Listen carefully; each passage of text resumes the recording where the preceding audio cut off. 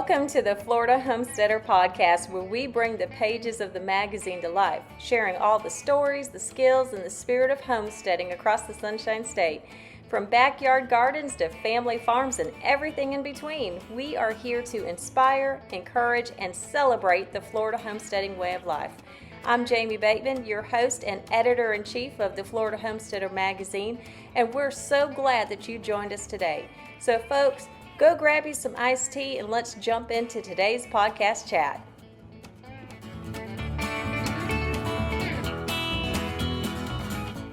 Hey, good morning and welcome back to the Florida Homesteader podcast. My name is Jamie and I am with my friend Jennifer. So if you saw the recent issue of the magazine, Jennifer is in it and she is sharing all of the really neat things that they have done on their homestead here in Central Florida, and also her photography. The photos that are in the magazine are just amazing. So we are here at Circle B Ranch, Bar Reserve, and she comes out here very often. She's got a Facebook page. We're going to put all that information in our show notes, but we're going to go on a little walk and talk this morning, and we're going to see all of these things. She brought her camera with her. We're going to take you along for the journey as we talk this ways.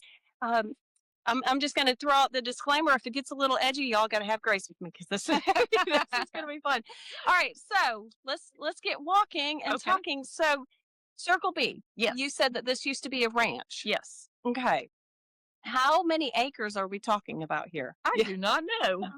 I don't know, but it's a lot. Yes.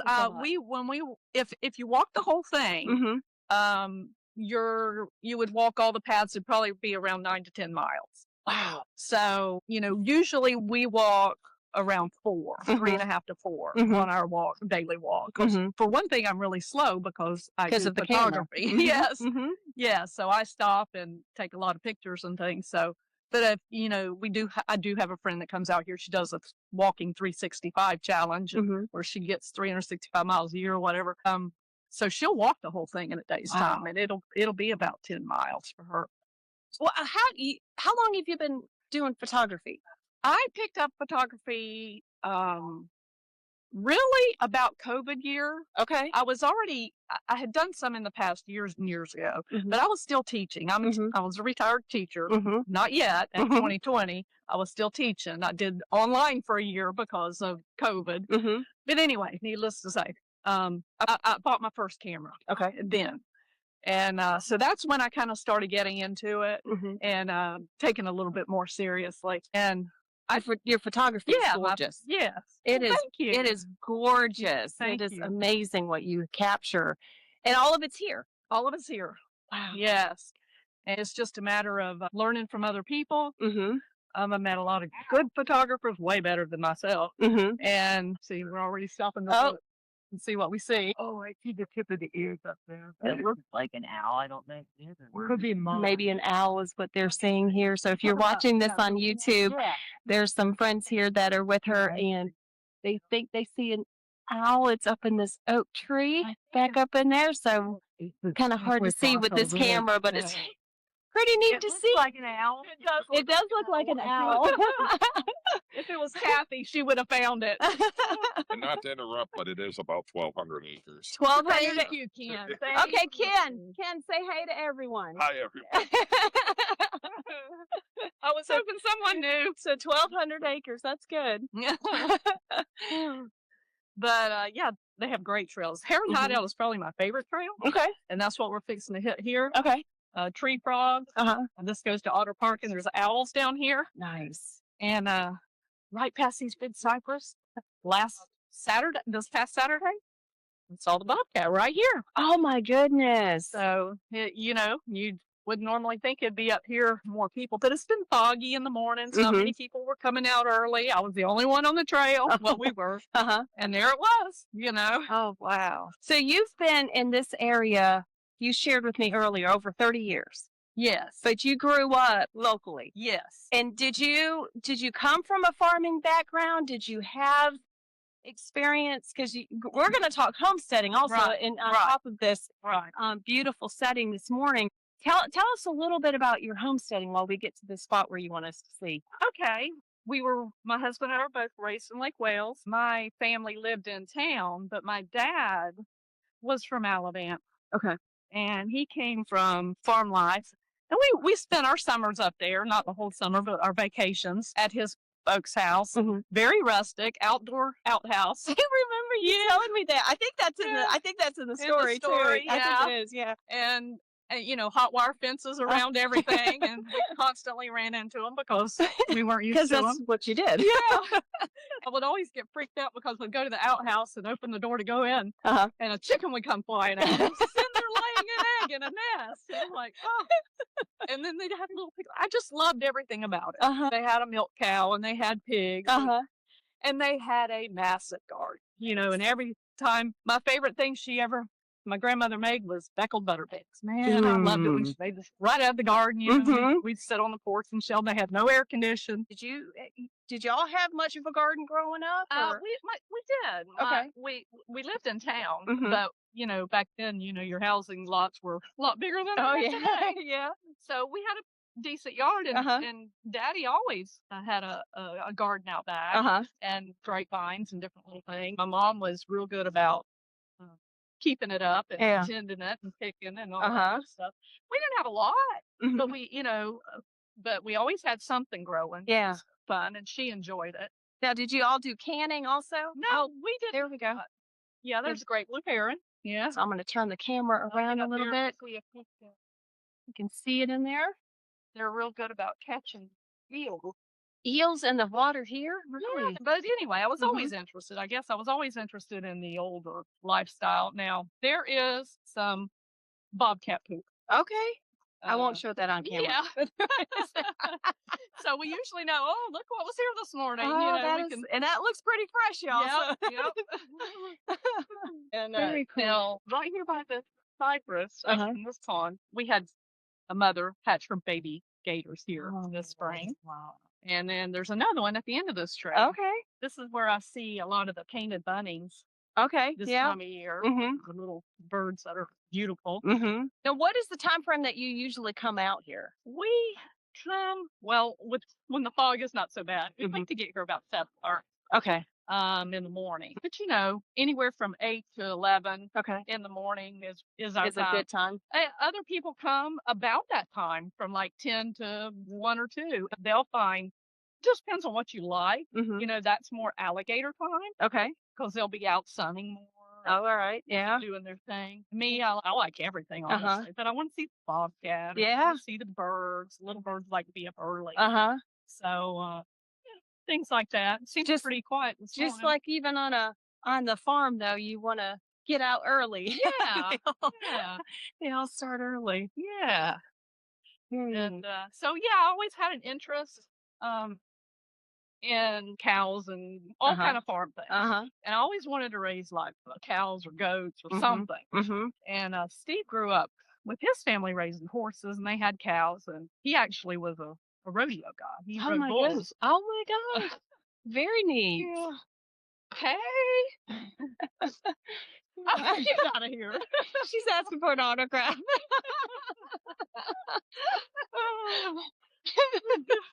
Everybody knows everybody here. That's Alligator Alley going to the left. Okay. That will go to the lake, Hancock. Okay. To the right is Marsh Rapids. We may go down. That tends to be our favorite trail other than here in Hideout.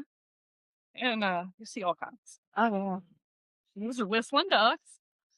That's okay. So we've heard those a lot on our property. Yes. Yes. Yes. Yeah. Do they migrate, or are they always here? They're always, we have some that stay all year round. Okay. But yes, this time of year, this place gets bombarded with them. Okay. And there'll be several down on the next trail. Mm-hmm. And we actually raised one. Really? Once, because my son and I were heading to college, which is right up the road here. This is way back. We took a class together when I was getting my teaching certificate. And there was a mother duck that had crossed the main road with a whole pile of babies. And some of the babies didn't make it across the highway. So they were stranded on the side of the road trying to get across. And I hollered at my son. He was driving that day. I said, stop, look at them all coming. Look at them all coming. Yep. Very nice. They're beautiful ducks too. They used to visit our bird feeder and water bath all the time. Oh my goodness. We don't live that far from here. But Right. anyway, we picked up, I made my son go back. Actually, he didn't go back. I dropped him off at college. I went back. Picked up 3 baby ducks that survived without getting squished. And the mom was long gone. So took him home. Actually, I called Steve and I begged him. I said, please come get these baby ducks. I got to go to class. So he came up and got them, put them in the cage, put a light on them, gave them some food and water. And unfortunately, 2 did not survive the night. So we had 1. And I'm like, I can't raise 1 duck by itself. Yeah. So I went and bought 2 Muscovies. And, so they could raise each other together, survive. And we raised that duck all the way to adulthood. And they just lived in the yard. Nice. And the Muscovies as well. And eventually they got to the point where like, hey, he's different. Let's pick on him. Oh. Well, pecking order.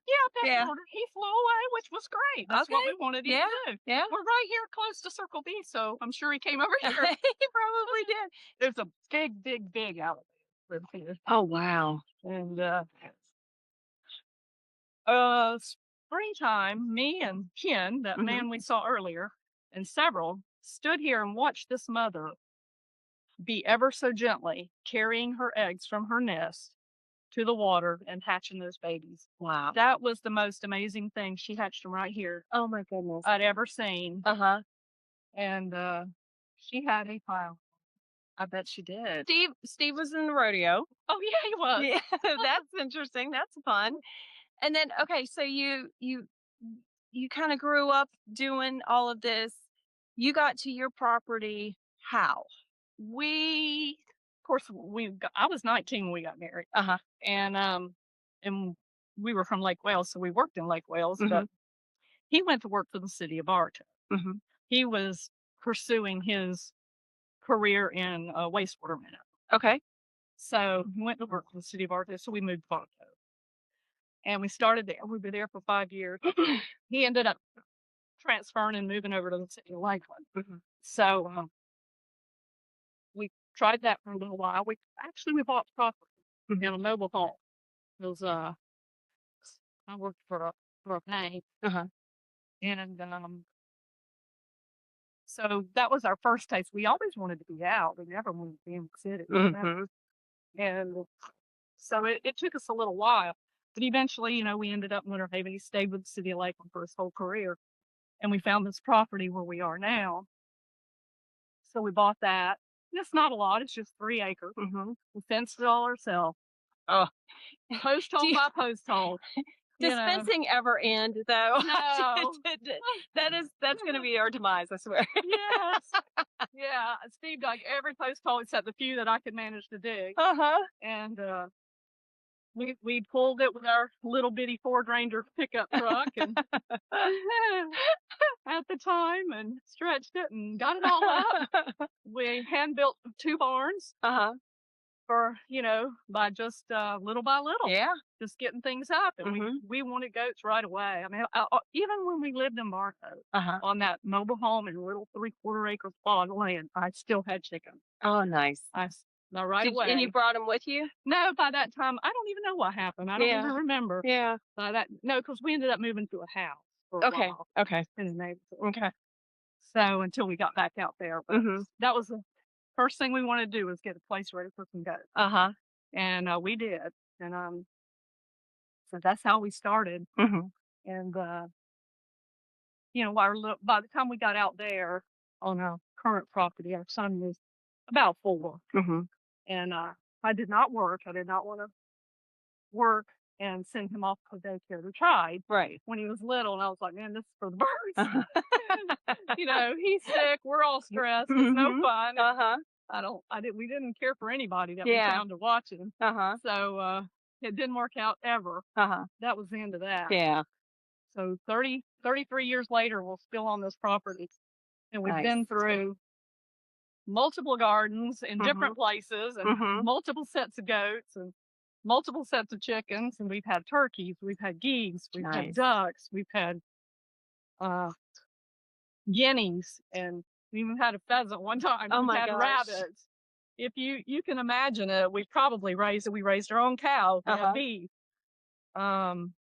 That was great. All on 3 acres. All on 3 acres. See, y'all, you It can can be do it. done. Yes, you can do it. It can It- absolutely be Absolutely. And you did all of this, and you had so much fun knowing that you were providing back for your done. family. Yeah. And I love that. Yeah. So you kind of got out of that a little bit, though. We did, only because when I went to work for the Okay. school Yeah. board, Yeah. I was when I did go back to work, my son by that time was in like 5th grade, and I just worked part-time when he was in school only, just a little bit. And then when he got to high school, I started just kind of taking night classes to go back to get my teaching degree. So when I worked for a private Christian little preschool in town, and I ended up being the director for a couple of years, 2 or 3 years. And I was still part-time though. I didn't work past him being out or being able to get home or whatever. Yeah. So, but then I decided I wanted to go to the school board to get a little retirement, Yeah. Oh, yeah. and that sort of thing. Retirement helps. Yeah. So that's when we kind of like backed out for just a short period of time, because that is super time consuming. Oh, yes. Anybody that's a teacher will tell you. Oh, absolutely. And it was a lot for me. Mhm. So, But you kept some of it going. yeah, we You still pretty have much always had chickens, and pretty much always had maybe something small growing in the garden. Mm-hmm. It might not have been a lot. Mm-hmm. And I didn't do any side projects like I do now that I picked up since I retired. So the side projects include photography, Quilting, photography, yes, canning, yes, growing more, okay, preserving more, learning to dehydrate and drying things. And I'm just teaching myself all kind of things. The sourdough. Yeah. And I just feel a really strong connection to the old way. Yes. And I think it's important. It's almost like it brings me closer to God. Mm-hmm. I'm gonna amen that. Yeah. It's like, I don't know how to explain it other than when I'm out with those animals and with the garden or with it just makes me feel like this is what God wanted. This is what he intended life to be like. Absolutely. People are meant to work. Their bodies are meant to move. Yeah. You're not meant to just sit and watch TV. Right. Or sit and waste it. Right. Or on social media or and I'm mad about it. Don't get me wrong. Yeah. Oh, I am too. I'm gonna flip the camera around so for those that are, see if I can't get this, that are on YouTube, you can kind of see what we're seeing as we are walking along this path, hoping to see some more critters, but it might just be not today. They might be camera shy. And that's okay. This is a good raccoon trail too. Okay. And sometimes they're up in these trees and they'll be walking along. And they just kind of just don't care. Yeah. It's a little bird. That's a palm warbler. So I don't usually take their picture. Because there's so many of them. There went a little blue or something. Yeah. It is gorgeous here. Absolutely. If y'all are in the area and have the opportunity to come by Circle B, you need to do it, because this is just, it's just gorgeous. Yes. It is just so pretty all the way through here with what we're seeing. God's creation at its best. Exactly. It's God's creation. So I love what you said about wanting to get back to the old ways. Yes. And we feel that way with our home too. If we can't grow it, we're supporting a farmer who can. Yeah.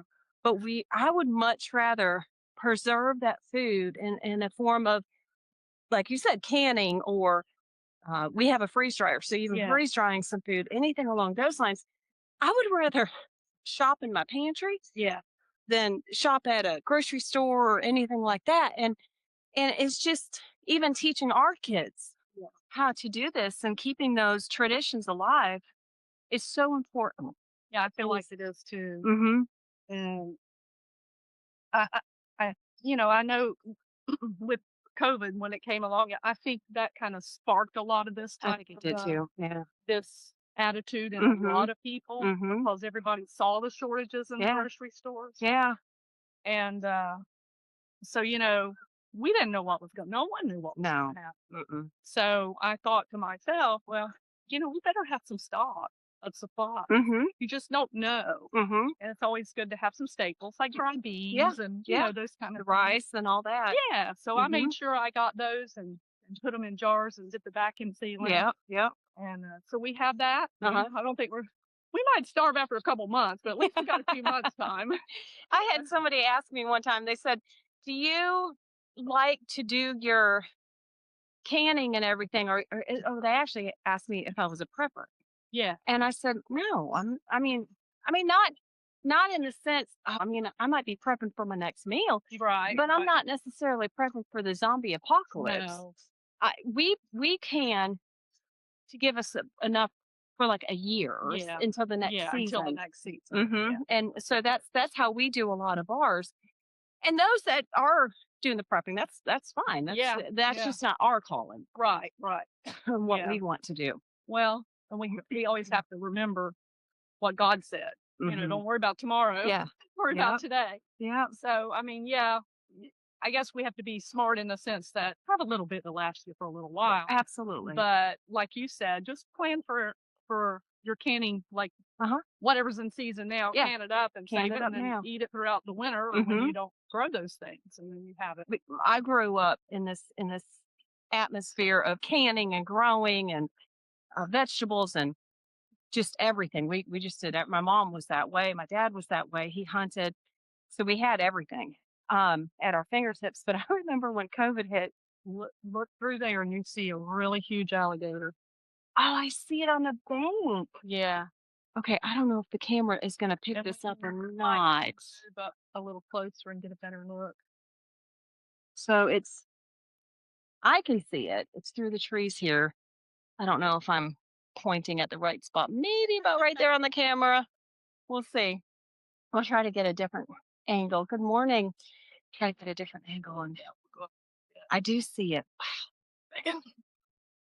They actually have names. What's this one? I don't know. I don't know all of them. Okay. There's that face. There's a female that raises here, and we call her Mama Dog. Okay. And that looks though like a male. So I really don't know. I don't know if you can see the hump. Yeah. There he is. Gorgeous. Very handsome. It's funny too. Some are much prettier than others. Yeah. That is really Yeah. Yeah. Some are quite ugly. I guess it's like humans. I guess so. All right, go back to what you were saying. Oh, so my daddy, he laughed when COVID hit and everything, and we, you hear in the news that the grocery stores are, the shelves are empty and all this. I vividly remember my daddy laughing, and he's like, "Yeah, they don't have your mama pantry. Don't you go telling anybody what we got here now." Right. He says that stuff is golden. Yeah. I said, I'm not saying a word because I'm benefiting from that. Exactly. So it was in moments like that. No, not at all. It's just gorgeous. See right through there. Mm-hmm. There is a black brown eye. Oh, I see it in the tree. Yeah, and he's here almost every day. And it's rare to see it with its little eyes open and awake because usually they're sound asleep by this time of morning. So are they nocturnal? Yep. They will be awake in the mornings and they may still be feasting. But most of the time they're asleep. Okay. And we'll go up and take a peek. The eagles are over here. I noticed, my husband and I were actually talking about this the other day. We have noticed that there seems to be more and more eagles. I don't know if we're just becoming more aware of them or what, but there just seems to be more of them. Well, this is the time of year they're here. Oh, that may be why. You go back north. Uh-huh. And there's it's over on this behind that tree, but there's a broken tree out there. Uh-huh. That Hurricane Milton took out. That was their nest for like 20 years. Wow. And they have been so sad. Oh. They have sat in that tree for 2 solid years. Wow. Until recently, I think it built the nest finally somewhere else. No one's found it yet. But that was really sad to watch. I bet. They raised their babies back there. It is so neat to see. You caught up to us. Yeah. You want me to go see if the big alligators that save you all a trip?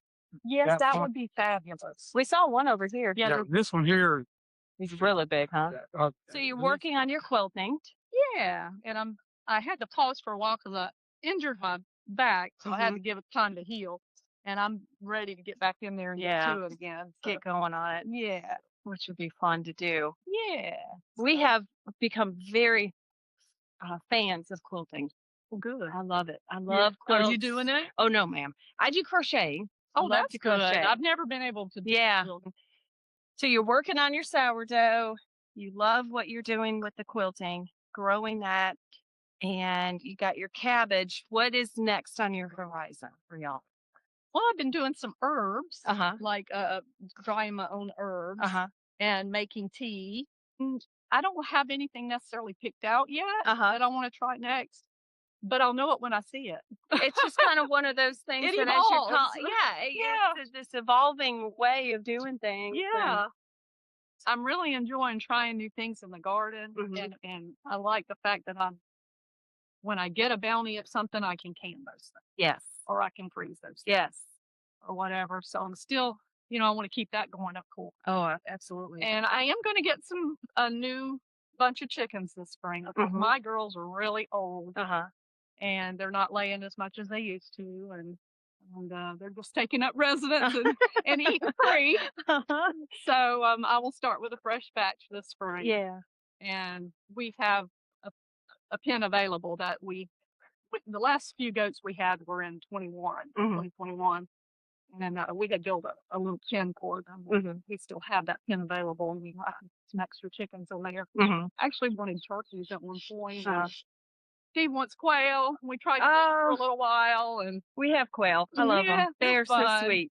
We interact with ours multiple times throughout the day, so that's good. They have gotten very accustomed to us. Because they can be kind of skittish. Oh, they can be very skittish. They can pass out on you. Yeah, we have 4 different cages of quail, and the majority is all Bob Whites, and they I love to hear their song, but those are the skittish ones. Oh, they're. It's like, we handled you since you were a chick, and you're still crazy. You're still that way.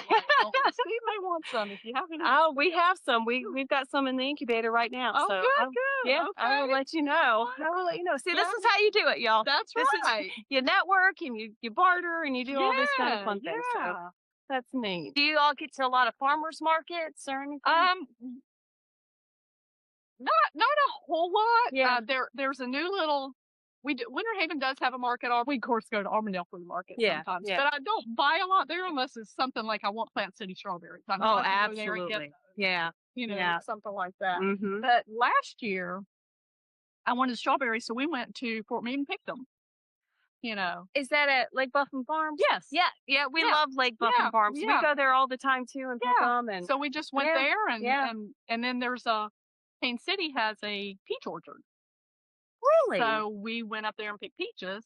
How did they turn out? They're wonderful. Were they? And you could get either the yellow clean kind or you can get the white. Oh man, those white peaches are fabulous.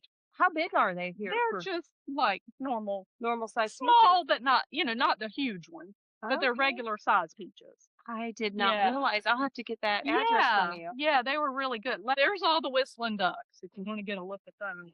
They're lined up all along the shore. Oh, I see them. Yeah. I didn't see them at first, but I do them now. Yeah, they do.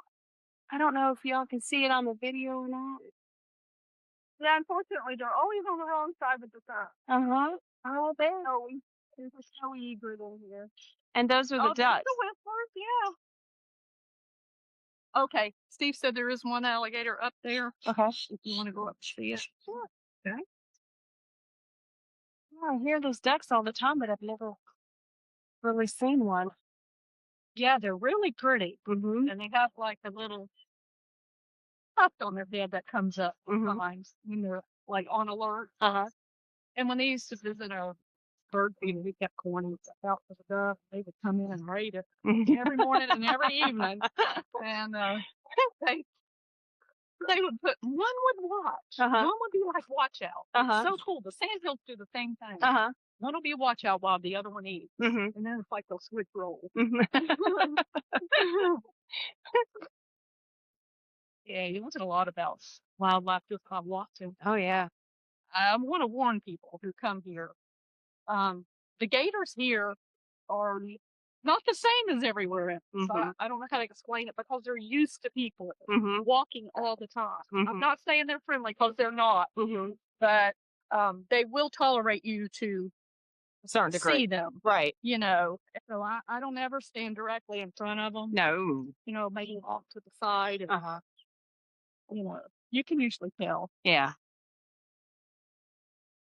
I didn't know that a mother gator has a pouch in her throat. No, I didn't know that either. Well, we didn't know it either until we learned this through this process. Several of us didn't know it. And she would take those eggs, and some of them it looked like she was swallowing. But what she was doing was tucking them back in there for safekeeping. Oh. Maybe sit them over where she wanted them to go. Yeah. You know? As our time comes to a close, we want to say a very heartfelt thank you to Jennifer and Steve for inviting us into their home. From their Central Florida homestead to this beautiful, quiet area that she captures through her wildlife photography, Jennifer's love for the land, her patience behind the lens, and her appreciation for the simple moments remind us just how much there is to notice when we just slow down and truly see the world around us. Now, you can follow Jennifer's journey and her photography online to see more of the incredible scenes that she encounters right here in Central Florida. And we'll be sure to put her link of her pages so you can connect with her in our show notes. If you'd like to read Jennifer's full story, along with many others that we feature, we invite you to subscribe to the Florida Homesteader magazine. It's where these stories are delivered right to your door each issue. So with each issue, it's filled with real people, real farms, and real inspiration from across our state. And if you've been enjoying our podcast, don't forget, we need you to follow. We need you to share it with a friend. You can also subscribe to our YouTube so you never miss an episode. Now, here's a question for you. Do you have a homesteading story of your own? Well, we'd love to hear from you. So whether you're farming, you're gardening, you're preserving, you're raising animals, or simply living a life rooted in the land, send us an email and let us know. You might just find your story featured in a future issue. So folks, until next time, keep growing, keep preserving, and keep that Florida homesteading spirit alive. Y'all come back now.